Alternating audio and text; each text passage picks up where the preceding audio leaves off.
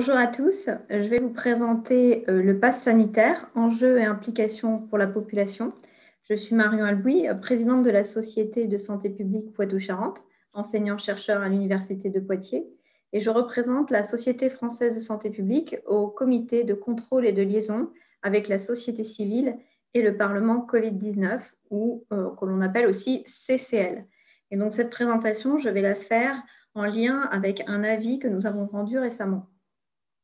Alors, juste quelques mots sur le CCL Covid. Nos missions sont d'évaluer l'apport réel des outils numériques dans le traitement de l'épidémie Covid-19, de vérifier le respect des garanties entourant le secret médical et la protection des données personnelles, et d'aider à la décision.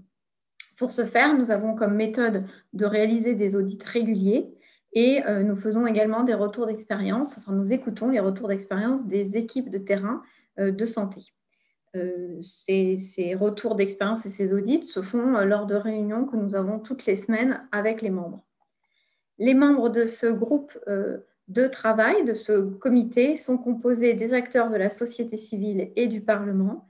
Il y a des représentants des usagers, un représentant du Conseil national de l'Ordre des médecins, un représentant de la Commission nationale de biologie médicale, un représentant du Conseil national numérique, un représentant du Conseil des scientifiques, un représentant du Conseil national d'éthique pour les sciences de la vie et les sciences de la santé, ainsi que 4 parlementaires, 2 sénateurs et 2 députés.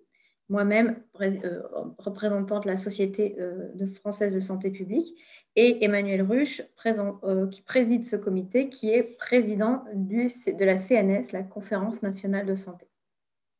Nous avons rendu depuis notre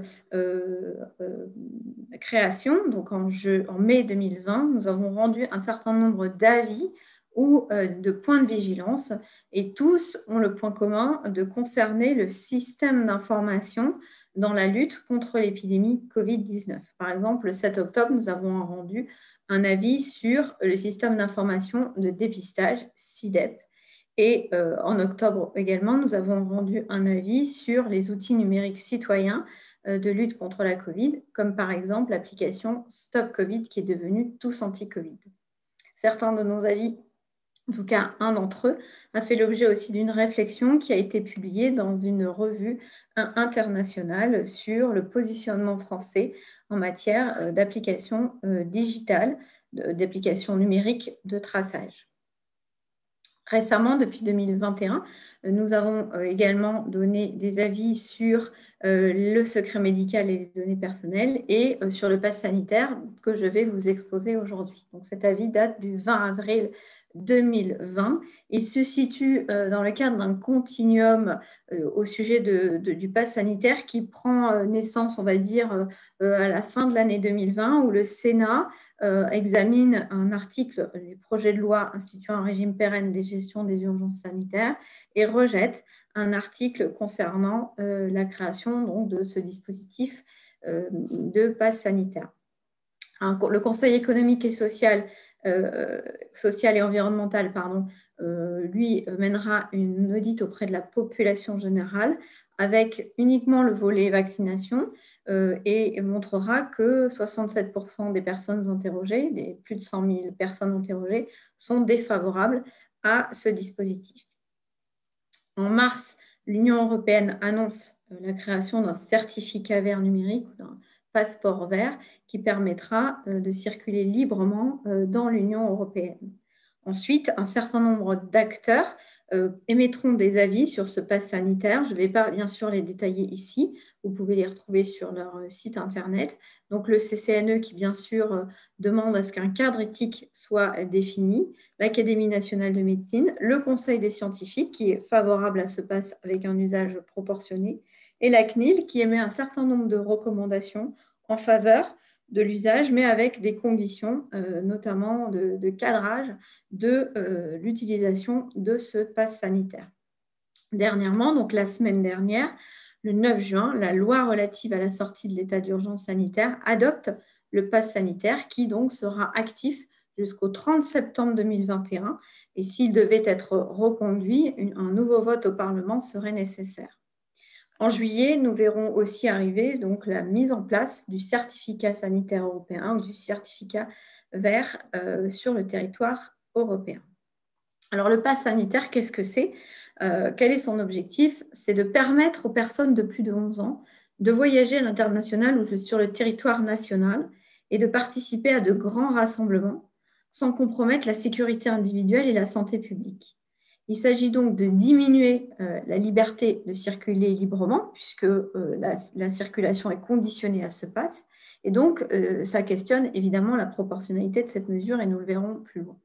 Il faut distinguer le pass sanitaire frontière, qui est donc ce fameux certificat européen ou certificat vert numérique, du pass sanitaire activité, qui concerne plutôt les activités sur le territoire national. Et je vais plutôt parler de ce deuxième volet. Les lieux concernés par le pass sanitaire activité seront les grands rassemblements, ou sont déjà, puisqu'il a été effectif depuis le 9 juin, les grands rassemblements de plus de 1000 personnes, savoir par exemple les salles de théâtre, les chapiteaux, les salons, les foires, les congrès, les parcs à thème, les stades, les croisières et bateaux avec plus de 1000 passagers, etc., etc. L'accès aux restaurants, aux services publics, aux salles de sport, aux grandes surfaces, aux musées, au cinéma, au théâtre et aux monuments culturels ne sont pas concernés par ce pass sanitaire activité. En revanche, il semblerait que les discothèques soient en cours de réflexion et qu'une réponse sur cette activité particulière sera donnée le 21 juin. Alors, le pass sanitaire, qu'est-ce que c'est? Ce sont des informations sur l'immunité de son porteur ou sa contagiosité. Il s'agit soit d'une attestation de vaccination, une attestation qui existe depuis le 3 mai, qui garantit que vous avez reçu au moins 2 doses si vous n'avez pas été infecté auparavant à plus de 15 jours, ou ça peut être un certificat de test virologique négatif de moins de 48 heures pour les grands rassemblements, 72 heures pour les voyages. Et c'est ce certificat de test est enregistré dans SI-DEP et peut être rapatrié, on va le voir, dans votre téléphone. Les tests virologiques valides pour attester de la non-contagiosité sont les tests RT-PCR et les tests antigéniques, mais pas les autres tests. Une troisième option, c'est un certificat de rétablissement de la COVID, c'est-à-dire un test sérologique positif de plus de 15 jours et de moins de 6 mois qui atteste la présence d'anticorps neutralisants et donc de l'immunité du porteur. Le pass sanitaire, donc, ce n'est pas un simple passeport vaccinal qui attesterait d'un nombre de doses reçues. Donc, on n'est pas obligé d'être vacciné pour bénéficier du pass sanitaire. Alors, concrètement, j'ai mis ici des photographies qui montrent que les options pour obtenir le pass sont de se faire vacciner. Par exemple, ici, j'ai mis une photo d'un vaccinodrome qui ensuite vous délivre un certificat de vaccination avec un QR code et un 2D doc qui vous permettent ensuite de rapatrier dans votre application Tous Anti-Covid dans Mon Carnet le certificat et qui sera scanné donc dans les grands rassemblements. Autre option, c'est d'aller faire un test RT-PCR dans un laboratoire de biologie ou un test antigénique en pharmacie, suite à quoi vous recevrez un SMS qui vous donnera un accès pareil à un lien pour obtenir le QR code qui sera possiblement téléchargé dans Tous Anti-Covid, l'application. Cette application, présentée à l'entrée des grands rassemblements, sera donc scannée par des personnes de la sécurité, par exemple, par des personnes privées, qui permettront ensuite de vérifier si votre entrée est valide ou non, avec des informations qui, vous voyez, sont restreintes, puisqu'il y a le nom, le prénom, la date de naissance, qui permettent de vérifier l'identité de la personne qui présente le pass. Alors, le comité de contrôle et de liaison a émis un certain nombre de recommandations, d'avis sur ce pass sanitaire, notamment des questions éthiques. La première question, c'est celle de l'adhésion, de la discrimination, de l'équité. La deuxième, c'est celle de la validité scientifique et de la signification de la preuve. La troisième, de l'authentification de la preuve. La quatrième, de la confidentialité. La cinquième, de l'efficacité. Et la sixième, la communication et l'empowerment. Donc, très rapidement, sur l'adhésion, le comité a évoqué que cette adhésion au pass sera d'autant plus grande que la vaccination aura été accessible à une partie importante de la population, ce qui est aujourd'hui de plus en plus le cas. Autrement, il y aurait un caractère fortement discriminant et inéquitable dans l'accès à certains rassemblements ou à certains endroits. Donc, le pass sanitaire, c'est finalement une liberté qui est conditionnée à l'obtention de la vaccination ou de tests, mais finalement, c'est quand même une liberté retrouvée qui évite la restriction continue que nous avons vécue ces derniers mois, ces dernières années, j'allais dire, mais sinon, c'est plutôt ces derniers mois, restriction des libertés civiles des personnes immunisées ou présentant un risque minime de propagation de l'infection qui pourrait être, elle, contraire à l'éthique. Elle permet, cette liberté conditionnée, d'éviter certains préjudices sanitaires et socio-économiques que nous avons connus lors des confinements, qui sont quand même la plus haute atteinte aux libertés individuelles. Néanmoins, le pass sanitaire peut être source d'inégalités sanitaires et de discrimination sociale. Et donc, à ce jour, il faut veiller à ce que, par exemple, les salariés des lieux nécessitant le pass ne soient pas soumis à l'obligation vaccinale ou le test répété. Tests répétés qui eux-mêmes peuvent avoir des effets indésirables, donc qui peuvent être des désagréments pour ces personnes. Et deuxième point fort que nous avions déjà soulevé dans le cadre de l'évaluation de tous anti-Covid comme un outil de traçage, c'est la fracture numérique, puisque un certain nombre de personnes n'ont pas accès à ces outils ou ne savent pas les utiliser. Donc, des solutions non numériques sont bien sûr à envisager. Sur la validité scientifique et la signification de la preuve, le comité a rappelé qu'il n'y a pas de certitude absolue quant au niveau d'immunité ou de contagiosité de la personne concernée, que ce soit le vaccin ou le test, et qu'il ne faut pas oublier que de nouvelles connaissances scientifiques ou des évolutions de la pandémie, comme c'est le cas avec les variants, sont susceptibles de limiter ou de remettre en cause ce pass sanitaire. De plus, au niveau de la signification de la preuve, le comité a proposé une réalisation simplifiée sous forme de notes, score ou couleurs qui permet de caractériser le statut de la personne. Et c'est ce qui a été adopté avec le code rouge pour une entrée non valide et le code vert pour une entrée valide. Sur l'authentification de la preuve, le comité recommande que les informations ou preuves présentes correspondent bien à celles de la personne concernée et soient bien intègres.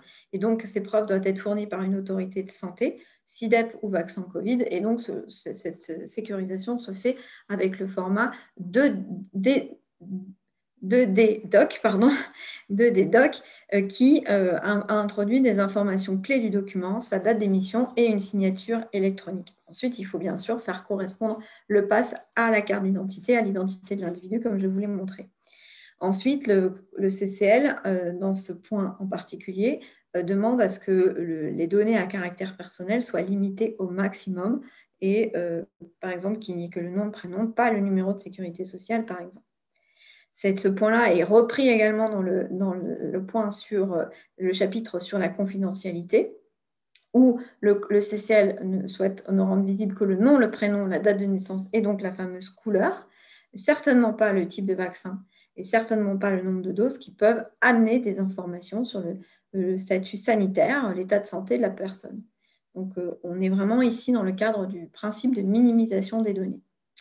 Le CCL recommande qu'il n'y ait pas de création de base de données sur ces passes, que la durée d'expiration des données, à savoir 72 heures pour les tests et 2 mois pour les tests positifs, soit bien respectée. Le CCL propose qu'une analyse du mésusage, qui peut être par exemple une rupture du secret médical, soit effectuée. Et enfin, que les acteurs de la gouvernance du système d'information, de la certification et du processus de contrôle soient bien définis. Sur le plan de l'efficacité, le CCL préconise une évaluation qui s'avère absolument nécessaire, une évaluation de l'atteinte des objectifs, que ce soit des objectifs socio-économiques, de reprise de l'activité économique, ou des objectifs sanitaires, de protection de la population en évitant la diffusion de clusters. Et ce, grâce aux données du système d'information, via des indicateurs de performance et d'utilité, qui peuvent être des indicateurs d'activité, par exemple le nombre de passes sanitaires établis, ou des indicateurs de processus, par exemple dans quel cadre, quel type d'utilisation le pass a été utilisé, ce qui permet aussi de préconiser des articulations avec les autres mesures barrières qui ne doivent pas être occultées avec l'arrivée de ce pass, comme notamment les mesures d'isolement.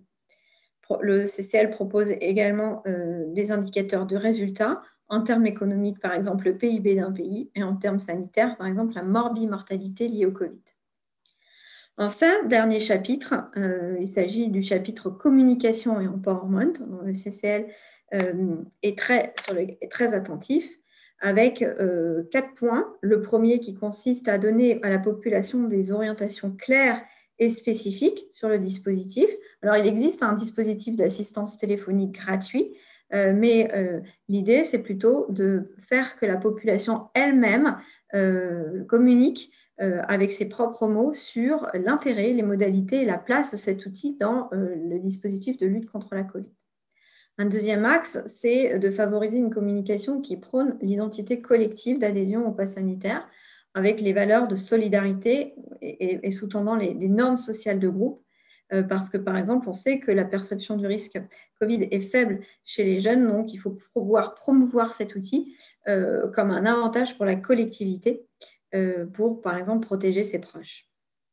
Enfin, troisième point, le CCL redit ici, à travers cet outil, mais il l'a dit pour d'autres, qu'il faut éviter les messages basés sur la peur ou le dégoût, ou des messages autoritaires et coercitifs dont on sait qu'ils sont contre-productifs, mais plutôt adopter des messages positifs, attractifs, communiquer sur des situations concrètes, personnalisées selon les groupes d'âge, de sexe, de région, de culture, par des porte-voix, par exemple par des influenceurs, avec des images parlantes. Enfin, le CCL soutient et valorise la capacité des personnes, c'est l'empowerment, à utiliser le pass sanitaire, capacité à prendre des décisions quant à la vaccination, à la réalisation des tests et bien sûr à l'isolement en cas de test positif. Donc aujourd'hui, nous nous situons ici dans la frise chronologique, à savoir entre la mise en place de ce pass depuis le 9 juin et bientôt la diffusion au niveau européen. Et nous ne manquerons pas de suivre de près cette actualité. Je vous remercie de votre attention.